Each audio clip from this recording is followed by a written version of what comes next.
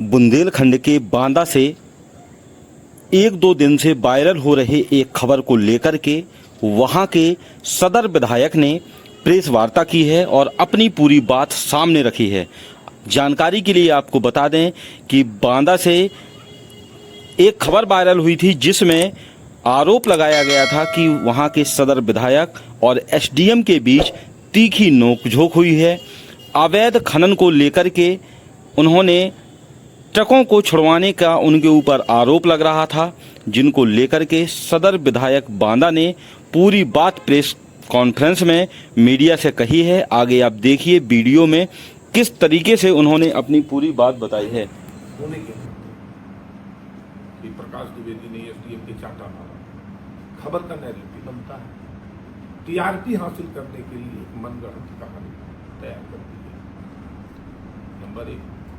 दूसरी चीज मैं देख रहा हूं कि विपक्ष ने उन खबरों को आधार मानते हुए, विपक्ष तो ताके बैठा है, विपक्ष के मुद्दा विहीन विपक्ष है, उसके पास कुछ बचा नहीं। लगातार 14 के बाद से विपक्ष मुंह की खा रहा है। जनता, हम लोगों को जरूरत नहीं है, जनता खुद विपक्ष को जवाब देने का काम है। नंबर 3, मैं ये कह रहा हूं कि ये समाजवादी पार्टी के जमाने में यहाँ कोई गुंडा टैक्स की वसूली नहीं होती। अखिलेश जी सुने मेरी बात कि उनके कोई तथाकथित एजेंट रखे गए हैं कि जो जुले वाइज में पर गाड़ी से गुंडा टैक्स वसूलेंगे। ये भाजपा की सरकार है, ये भाजपा की सरकार है। यहाँ पर अगर अधिकारी पर भी आरोप लगते हैं तो उस पर भी कार्रवाई होती है। योगी जी की सरकार है, पूरी तरीके से भ्रष्टाचारी आवाजों को उचित फोरम और मंच पर पहुंचाने का काम करते हैं, लेकिन एक तय सीमा के अंतर्गत भारतीय जनता पार्टी का कार्यकर्ता कहीं पर भी आपको किसी गलत काम पर आज तक नजर आया हो? माना कि सारे आप पत्रकारों पर मुंह है, किसी एक व्यक्ति का आप नाम बता दीजिए कि इस ठेके में लगा है, यहाँ माफियागिरी कर रहा है, यहाँ खनन कर रहा है, यहाँ ये कर रहा है। एक कार्यकर्ता बता दीजिए। पार्टी के कार्यक्रमों से उसे फुर्सत नहीं है, जनता के बीच में काम करने से उसको फुर्सत नहीं है। वो क्या करेगा? हम लोग 16-16 घंटे पब्लिक के बीच में रह करके काम करते हैं। ये बिल्कुल बेबुनियाद है, बिल्कुल फर्जी मनगढ़ंत है। यह बात सही है कि परसों के। नंबर 3, मैं ये कह रहा हूं कि ये समाजवादी पार्टी के जमाने में यहाँ कोई गुंडा टैक्स की वसूली नहीं होती। अखिलेश जी सुने मेरी बात कि उनके कोई तथाकथित एजेंट रखे गए हैं कि जो जुले वाइज में पर गाड़ी से गुंडा टैक्स वसूलेंगे। ये भाजपा की सरकार है, ये भाजपा की सरकार है। यहाँ पर अगर अधिकारी पर भी आरोप लगते हैं तो उस पर भी कार्रवाई होती है। योगी जी की सरकार है, पूरी तरीके से भ्रष्टाचार। एक घटना हुई थी, घटना मैं सो गया था, लगभग 50, 60, 70 लोग के आसपास रहे होंगे। वो आए, हमको जगाया गया, उसने पूछा कि क्या विषय है। मैंने एसडीएम को 10 फोन किए, एसडीएम का फोन नहीं उठा।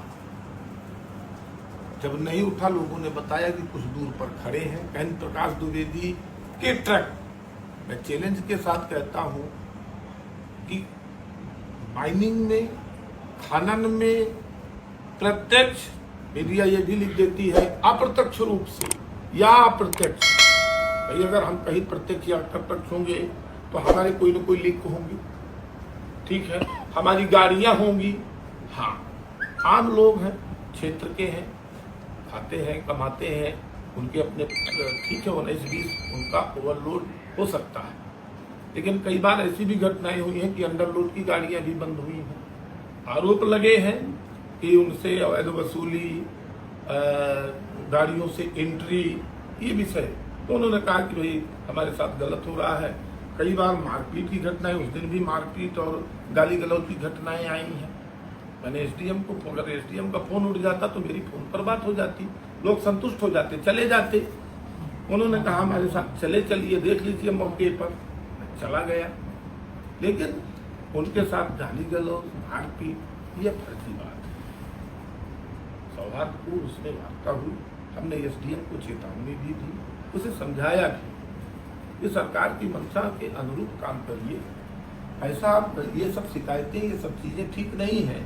ये जो ये निकल करके आ रही हैं कि ये ट्रकों की एंट्री करना, ओवरलोडिंग के नाम पर जबरन बंद करना, या इनसे बचिए।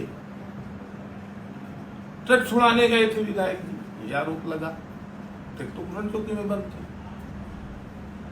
नंबर 1। और कुरान चौकी पे ट्रक बंद है और वो पैगंबरपुर में 12 किलोमीटर का अंतर है, तो वहां से लाएंगे पकड़ छुड़वाने। कोई भी गाड़ी किसी की बंद हो जाती है तो उसके छूटने का एक लीगल प्रोसेस है, ये सब जानते हैं। वो जाएगा, अपना जुर्माना अदा करेगा, अपना छुड़वाएगा, ये उसका विषय है। लेकिन चूंकि वो लगातार ड्यूटी पर है और ये शिकायत है, तो उनको जाकर के समझाना और बुझाना, हा मार दिया, पीट दिया, तमाशा बना दिया। किसी का के खिलाफ कोई खबर चलाने से पहले कम से कम आप वर्जन ले लेते, आप पूछते तो कि विषय क्या है, आप एसडीएम से पूछते, आप मेरे पास चले आते कि आप पर ये आरोप लगते हैं, FIR हुई। जहाँ तक मुझे वहाँ के स्थानीय लोगों ने बताया कि उन्होंने एसडीएम के ड्राइवर के साथ उनकी हड़ताल हुई है, गाली गलौज हुई है, और एसडीएम के ड्राइवर को ही उन्होंने आरोपित किया है कि ये 8,000 रुपये एंट्री मांग रहा है। ये भी आज आप सुन लीजिए, ये 8,000 रुपये एंट्री मांग रहा है। उसी को लेकर के एसडीएम के ड्राइवर के साथ उनकी नोकझोंक हुई है। लेकिन जब मैं पहुंचा हूं तब ऐसी कोई बात नहीं। एसडीएम से हमने खड़े खड़े अधिकतम 3 से 4 मिनट तक हमारी वार्ता हुई। उसके बाद में ये कह करके समझा कर अपना चल। लेकिन जब आपका एसडीएम साहब का आमना सामना हुआ तो क्या बात? यही मैंने समझाया कि इस प्रकार की शिकायतें मिल रही हैं, बदतमीजी मत करिए, एंट्री पेंट्री के आरोप लग रहे हैं, इसे खत्म करिए। अगर ऐसा है, ये सब सारी चीजें क्यों आ रही हैं? उन्होंने डिनाई किया कि नहीं, हमारी तरफ से ऐसा नहीं है, गलत कहते हैं। बांदा में तो आप तो पत्रकार बंधु हैं, बांदा में मैं आपसे ही पूछ रहा हूँ कि कम से कम 3 और 4 बार एसडीएम, अन्य तहसीलों के एसडीएम के ड्राइवरों के ऑडियो वायरल हुए हैं बातचीत के, जिसमें पैसे का लेन देन है कि नहीं है, और उन पर कार्रवाई भी तब समय हुई है, कुछ एसडीएम तक हटाए गए हैं।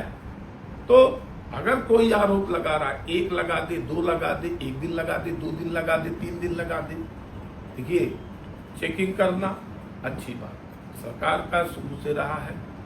यहाँ पर खनन खनन खनन आपने बिल्कुल मारा तो बांदा को बदनाम करने का काम किया। ई टेंडरिंग के माध्यम से, ई ऑक्शन के माध्यम से, ट्रांसपेरेंसी हमारे यहाँ खनन हो रहा है। नंबर 1, अगर किसी ने कहीं कोई गड़बड़ी की, स्थानीय प्रशासन वहां जाता, कंप्लेन करिए, एक चीज है, वो उस पर कार्रवाई करता है।